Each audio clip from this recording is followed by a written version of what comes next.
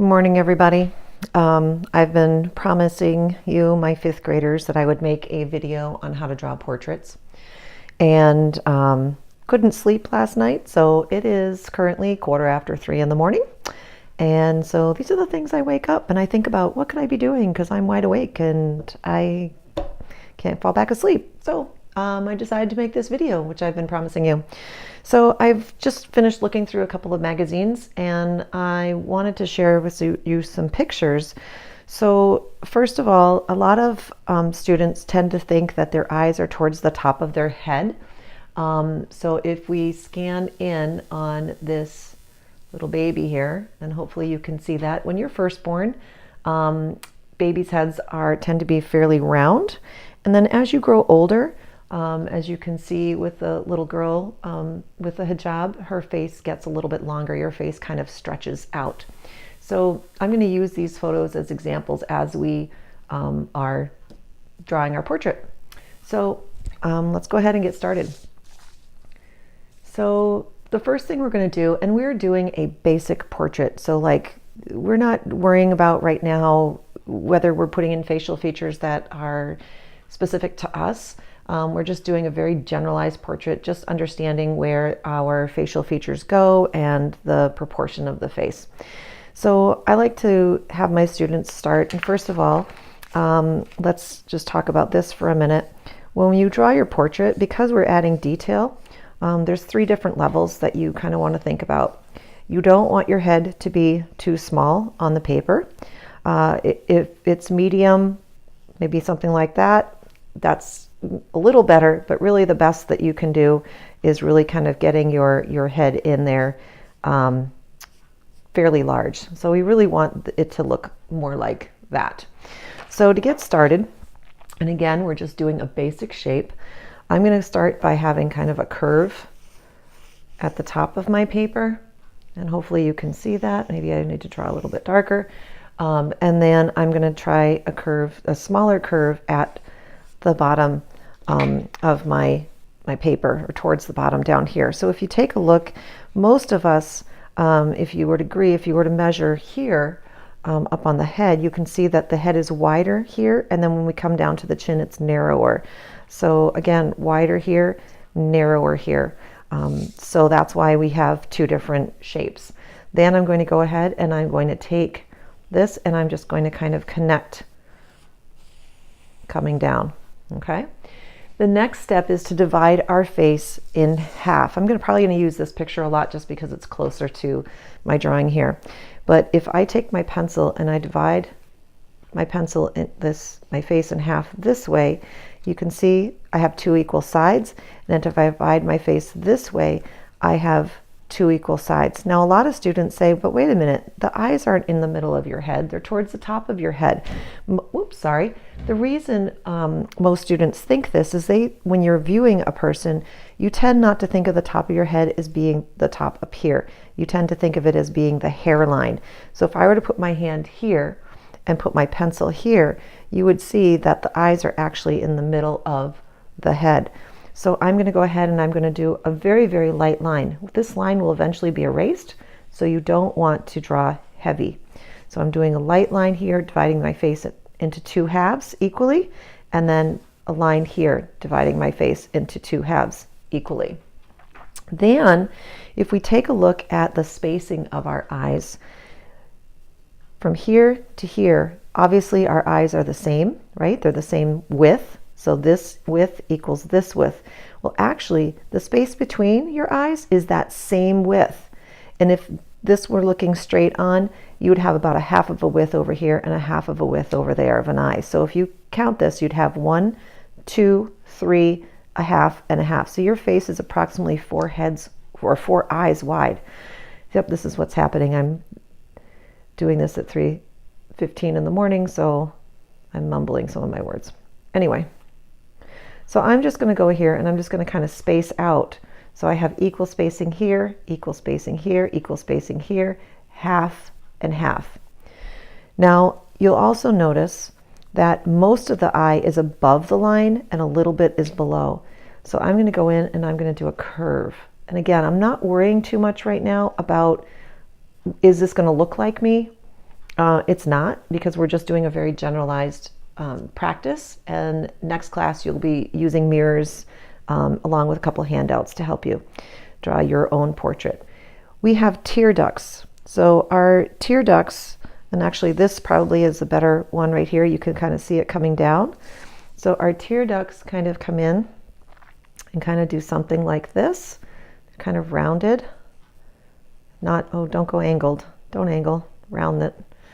So kind of round this, and then we're going to come down and connect.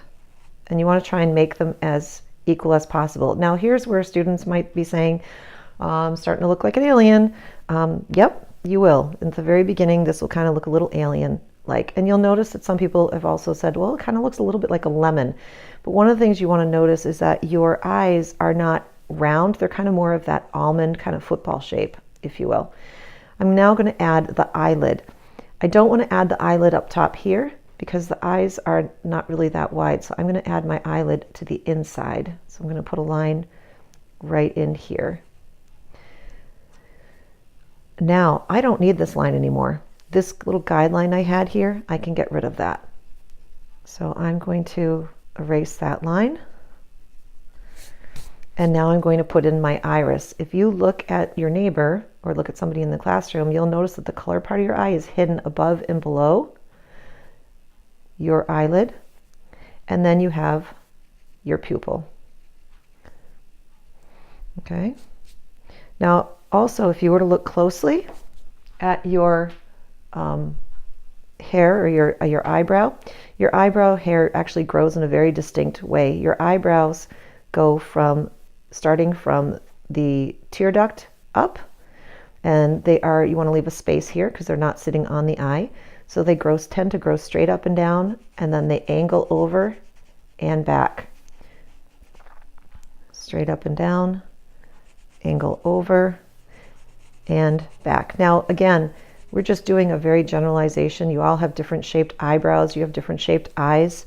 And if you were to put your hands, your fingers on your eyebrows, and you were to draw your fingers all the way back, you would come to the top of your ears. So I'm just going to mark over here that this is my ears are going to be no higher than that little mark right there.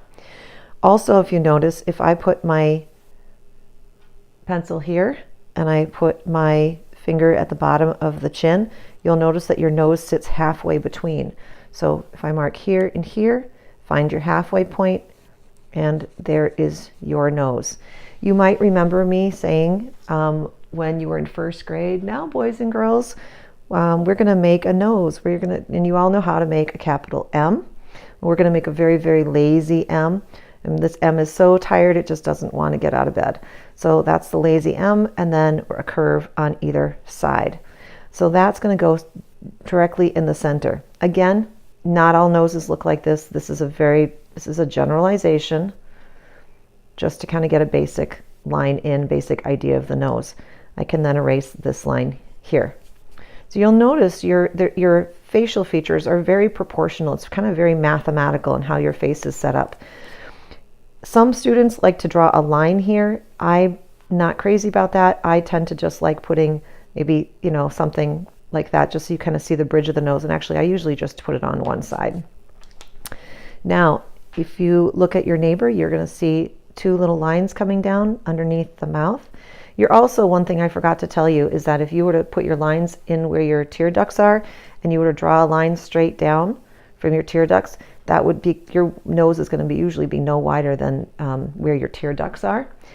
Same thing, if I were to draw a line, an imaginary line straight down from the center of my eye, if I'm looking straight ahead, your mouth is going to be no wider than this here. You have a little scoop here. Some people have a V. Some people have really plump lips. Some people have narrow lips. So you have to kind of decide. It kind of is going to look a little bit like a bird at first. And again, this is a generalization. You're going to be using mirrors next class. When we start the bottom lip, we don't want to start right at the corner. I'm going to start in just a little bit, and I'm going to come meet right there. If your lips are closed, this is going to start here, and usually this kind of tries to mirror a little bit of what's happening at the top. So you have like that little dip down. That's if you're doing a closed lip, or closed mouth. If you want an open mouth, you can start the bottom lip, and you could do something like this to show an open mouth if you wanted to. So then this would become the inside of your mouth right here. Now, for the ears, if you were to put your fingers underneath your nose and go straight back, you're going to come to the bottom of your ears. So I'm going to put a little line right here and a little line right there. My ears are going to be in this space. Now, if you were to actually feel the ears on the side of your head, you're going to notice that the top of your ear is here, but your ear doesn't actually start up here. It starts down here. And again, I'm just going to do a generalized ear. It's going to come up, down, and there's your bottom lobe. Up, down, bottom lobe, something along those lines. For your neck, we're going to start, we don't want to do a line like this because we don't want it to look like it's on a pole. We also don't want to do a large neck like that because, I mean, unless you're Arnold Schwarzenegger. So usually we don't have quite that thick neck. Now would be a good time actually to erase the line in the middle. You really kind of don't need this line anymore. So we can erase that line. And when we do our neck, I'm going to suggest kind of coming off from the corner of the mouth, just kind of coming from the corner here, and I'm going to do a curve. And I'm going to come down and go off my paper. And I'm going to do a curve down and off the paper. If you want to add a shirt, you can go in. I'll just do a simple rounded collar here. So I will start right here, and I will come around and I will just do like a little rounded collar. And then instead of starting right here, I want to show that this collar is going to kind of look like it's going around my body. So I'm going to start slightly above the line. Maybe I'll start over here, slightly above the line. Okay, so you see where I'm going to try and angle my pencil slightly above the line, and I'm going to come around and I'm going to wrap. This is not natural for me, but you can see what I'm doing here. Oops. And try and be consistent all the way around, equal distance, parallel lines. So you can see I started getting skinny there, so I had to readjust my line. I'm going to erase that. And then for those of you who know me, what lines do I now need to erase? And if you said these two lines in here, you are correct. So I'm going to erase those two little lines. And now you can see it kind of looks like the ribbing on your t-shirt, that collar, if you will, is now kind of wrapping around to the other side of your neck. If you're a girl, you can put in earrings. Now we're going to deal with the face pretty quickly because I'm running out of time, or the hairline. So what I want you to take a look at here with looking at pictures is we all have hairlines. So if you take a look at this hairline, we have the sideburns coming down. It comes up, over, up. He's got the hairline coming down. It repeats the same thing on this side. This person, same thing. He's got a slightly different hairline. It comes over, up, and then curves over, down, same thing. This hairline is going back. One thing I want you to notice is this is the top of your head. This is the top of your head. So you shouldn't be putting hair above that line unless you have something like this, where you're seeing this gentleman who obviously loves to cook. He kind of has a shaved head on the side and kind of that mohawk look in the middle. So if you're doing something like that, or you're wearing a bun at the top of your head where maybe all your hair goes back and then you have like a little holder or a ponytail, or you have a bun or something at the top of your head, then you might have hair above your head. So if you're doing a, let's say if you're doing male, so we'll just go in here and I'll just do this guy right here since he's really close. So there's my half. So this might be a boy's view. If you have really short hair, you might do something like this. If you have short curly hair, you might do something like this. If you have bangs, your bangs will start from your hairline and come down, but your hair is not going to go past this line right here. If you're a girl and you have hair that might be sweeping down, you can see that there's a part in the hair like this. This hair would be coming down. Here her hair is coming over. Whoops, so you can see the picture, sorry. This hair is coming over. This hair is coming over. Again, I'm not going past this line. And if you wanted to, you could show some of the curl that's kind of coming down. Okay. for the hairline. Now, I want you to take a quick look at this little girl with the hijab. So we're going to try and get a hijab. The hijab's going to come over this way. You don't see the ears, so it's going to come down. It's going to wrap around her face. And then the hijab's going to come down and look like this. And the hijab's going to come in front.